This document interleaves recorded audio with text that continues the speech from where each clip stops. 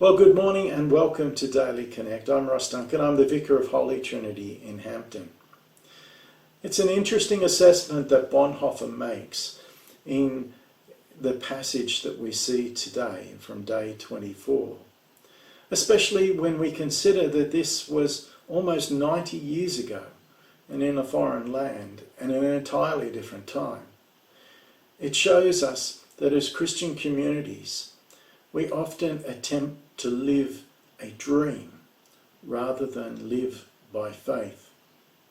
He states those who love their dream of a Christian community, that thing that they wanted to be more than anything else, are actually probably destroying what it is that they need to be doing. They may be doing this out of the goodness of their heart, in earnest and sacrificial love with honesty. But it doesn't change the fact that they are doing what they are dreaming about, not what God has intended. So often we focus on why a church is dying, because we see that those things are occurring in so many of the churches across our world.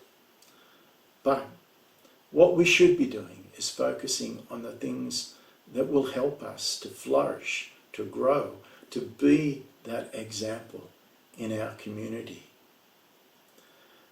A study was done by a group within Canada to try and identify what makes a church flourish. And there were several things that came to the fore. First of all, those churches that were flourishing were active in their spiritual life. Prayer and scripture reading, small groups and volunteering were all integral parts of living out their faith. There was also a sense of belonging, a vibrant sense of community and participation. Mission was inspiring. Worship services and mission were done not to find out what it was that they could receive, but rather taking up the calling to get out and to serve.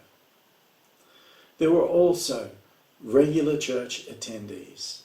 There was not these situations of, I'll go along every now and again.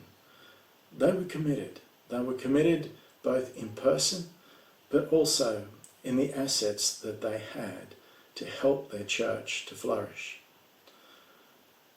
People wanted to give of themselves and what they had, and they did so not begrudgingly.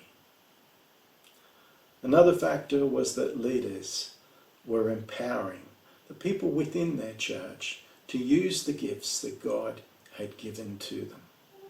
They were supportive of people stepping out in faith. Now, the final thing was that outreach and service, these were faith-based. These were to serve God. And they were to be within and beyond in the community. They were seen by the community as being a community of faith. So where do we sit in all of this? Often our first response to these things is maybe to become a little defensive, to blame others, or to say that, oh, well, they've got a different sort of situation. But we must ask ourselves, firstly, what is our contribution to achieving these things? What are we doing to undertake this work and to try and prevent our communities from contracting? We need to be looking not to the past, but to the future. We need to be doing the things that the Lord has asked us to do. Do you love the Lord enough to make this happen? God bless. Have a great day, and we'll see you next time. Bye.